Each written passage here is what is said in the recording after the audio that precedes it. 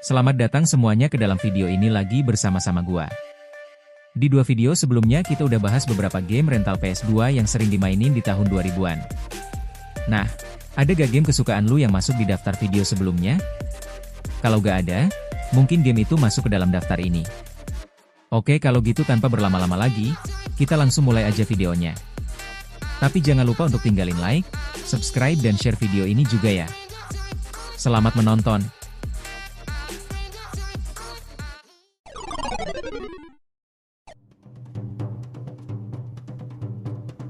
Game pertama yang sering orang mainin di rental game PS2 itu adalah game Basara 2 Heroes. Sebenarnya game ini punya nama lengkap Sengoku Basara 2 Heroes. Game ini dirilis tahun 2007 sama Capcom sebagai versi pengembangan dari Sengoku Basara 2. Latar ceritanya ngambil inspirasi dari masa perang feodal Jepang yang penuh sama konflik antar klan. Walaupun berdasarkan sejarah, game ini gak mencoba jadi realistis, justru sebaliknya, kalau gue lihat game ini malah punya interpretasi yang penuh aksi dan gaya yang agak berlebihan. Gameplaynya cukup mirip sama game kayak Dynasty Warriors 4, di mana pemain bakal jadi seorang jenderal dan ngelawan ratusan musuh di medan perang yang luas. Pemain bisa pakai berbagai combo serangan, jurus spesial, dan kemampuan unik untuk ngalahin pasukan lawan. Setiap karakter punya gaya bertarung yang berbeda, mulai dari penggunaan pedang, tombak, sampai senjata yang lebih gak biasa. Contohnya kayak kipas, roket, bahkan ada yang pakai seledri.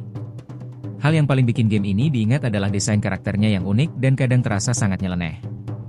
Tokoh-tokoh sejarah Jepang diubah jadi karakter yang sangat dramatis dan penuh gaya. Ada karakter yang bertarung sama kecepatan luar biasa, ada juga yang pakai senjata gede sama efek serangan yang spektakuler. Pendekatannya jauh lebih over the top dibandingin game sejarah pada umumnya.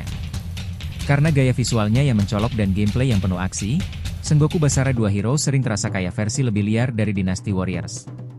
Banyak pemain rental PS2 yang suka sama game ini karena pertarungannya cepat, efek serangannya keren, dan karakternya sangat beragam. Kombinasi aksi gede dan karakter yang nyentrik bikin game ini tetap dikenang sebagai salah satu game hack and slash paling unik di era PS2.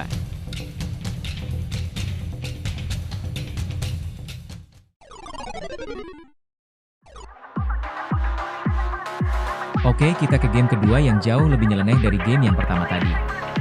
Kalau lu pikir game pertama itu udah nyeleneh, tapi game ini lebih parah. Game ini bernama God Hand. Game ini dirilis tahun 2006 dan dikembangin sama Clover Studio, lalu dipublikasi sama Capcom. Berbeda dari kebanyakan game action yang serius dan dramatis, God Hand justru pakai gaya permainan yang penuh humor aneh dan situasi yang kadang terasa absurd.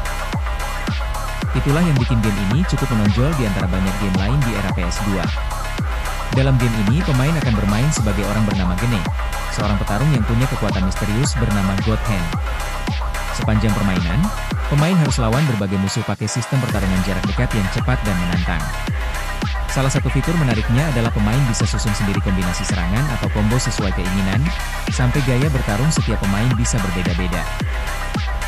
Hal yang paling unik dan bikin orang suka dari God Hand menurut gua adalah gaya pertarungannya yang nyeleneh. Selain pukulan dan tendangan biasa, ada banyak jurus unik yang terlihat kocak dan gak biasa. Salah satu yang paling sering diingat sama pemain adalah jurus tendangan ke bagian selangkangan yang bikin musuh kesakitan. Momen-momen kayak ini sering bikin pemain ketawa karena animasinya dibuat sama gaya yang sengaja lebay. Karena keunikannya itulah God Hand jadi game yang cukup diingat di rental PS2. Walaupun tingkat kesulitannya terkenal cukup tinggi, banyak pemain tetap tertarik untuk nyobain karena sistem pertarungannya sangat bebas dan penuh kejutan. Kombinasi aksi cepat, humor aneh, dan jurus-jurus yang gak biasa, bikin God Hand dikenang sebagai salah satu game action paling unik yang pernah hadir di rental PS2.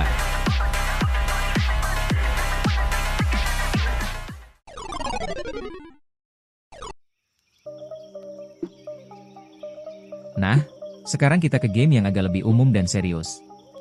Game ini bertema anime dan cukup terkenal juga. Game ini adalah game Naruto Ultimate Ninja 3. Game ini dirilis tahun 2005 sama CyberConnect 2 dan dipublikasiin sama Bandai. Game ini diadaptasi dari anime populer Naruto karya Masashi Kishimoto. Pada masanya, Ultimate Ninja 3 jadi salah satu game Naruto paling lengkap di PS2 dan sering jadi pilihan utama para penggemar anime kalau datang ke rental untuk main game. Gameplaynya pakai sistem pertarungan 1 lawan 1, sama berbagai jurus khas dari setiap karakter. Pemain bisa pakai serangan biasa, combo, sampai jurus spesial yang diambil langsung dari anime. Salah satu hal yang bikin game ini seru adalah animasi jurusnya yang dramatis, terutama saat karakter mengeluarkan teknik kayak Rasengan atau jurus ninja lainnya. Selain mode pertarungan biasa, game ini juga punya mode cerita dan mode eksplorasi yang bikin pemain bisa keliling desa ninja.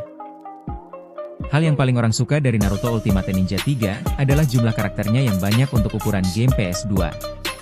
Pemain bisa pilih berbagai karakter dari cerita Naruto, mulai dari versi Naruto kecil sampai karakter yang muncul di era Naruto Shippuden.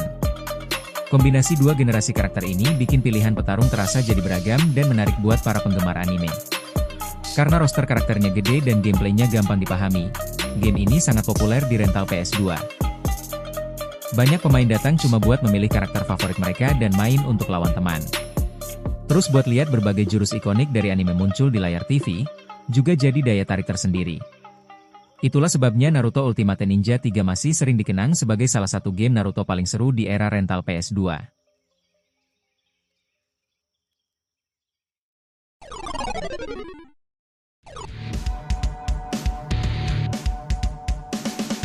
Kita ke game keempat dan game yang menurut gua adalah game buat sejuta umat.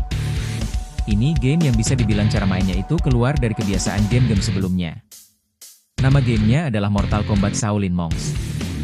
Game ini dirilis tahun 2005 sama Midway Games. Nah, kayak yang gua bilang, biasanya Mortal Kombat dikenal sebagai game fighting satu lawan satu yang brutal, penuh darah, dan terkenal sama jurus fatality-nya. Tapi di Shaolin Monks, konsepnya diubah cukup drastis sampai terasa kayak game yang benar-benar berbeda dibanding seri lainnya.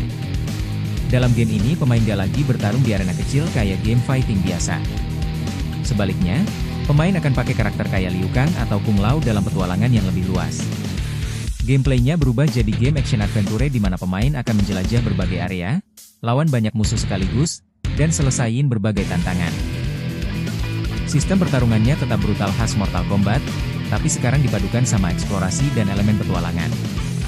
Hal yang paling bikin game ini diingat adalah karena genrenya berbeda dari Mortal Kombat pada umumnya.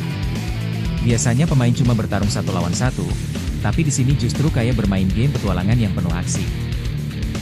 Bahkan game ini juga bisa dimainkan secara co-op, jadi dua pemain bisa bekerja sama buat ngalahin musuh bersama-sama, sesuatu yang jarang ada di game Mortal Kombat lainnya. Karena konsepnya unik dan gameplaynya seru, Mortal Kombat Shaolin Monks cukup populer di rental PS2.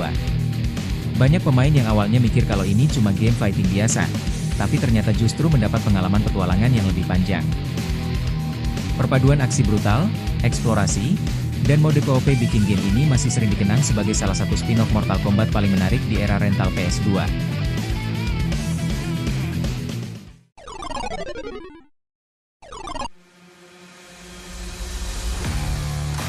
Oke, sekarang kita udah sampai di game terakhir. Kalau di 4 game sebelumnya kita banyak ngomongin soal game berantem, sekarang kita ngomongin soal game balapan. Nama gamenya adalah Burnout 3 Takedown. Game ini dirilis tahun 2004 dan dikembangin sama Criterion Games, lalu dipublikasi sama Electronic Arts. Berbeda dari banyak game balap lain yang fokus pada kecepatan dan teknik nyetir, Burnout 3 justru terkenal karena balapannya yang penuh tabrakan dan kekacauan. Hal ini bikin game ini terasa sangat seru dimainin, apalagi di rental PS2 bareng teman-teman. Gameplaynya tetap berfokus pada balapan mobil sama kecepatan tinggi di jalan raya yang penuh kendaraan. Pemain bisa pakai boost untuk melaju sangat cepat, tapi tentu saja risikonya juga gede karena jalanan dipenuhi mobil lain. Selain mode balapan biasa, ada juga berbagai mode permainan lain yang menantang pemain supaya nyetir secara agresif dan berani buat ambil risiko. Hal yang paling unik menurut gua dari Burnout 3 Takedown adalah mekanik takedown, yaitu sistem di mana pemain justru didorong buat hancurin mobil lawan. Caranya dengan nabrakin mobil lawan ke pembatas jalan, kendaraan lain, atau bikin mereka kehilangan kendali. Setiap kali berhasil lakuin takedown, pemain akan dapat bonus yang bikin balapan terasa semakin kacau dan seru. Selain itu, game ini juga terkenal karena animasi kecelakaannya yang sangat keren dan terasa realistis untuk ukuran zamannya. Mobil bisa hancur dengan detail yang cukup dramatis ketika terjadi tabrakan gede. Di rental PS2, banyak pemain justru sengaja nabrak mobil cuma untuk melihat efek kehancurannya. Kombinasi balapan cepat, aksi tabrakan brutal, dan efek tabrakan yang realistis bikin Burnout 3 Takedown jadi salah satu game balap paling diingat di era rental PS2.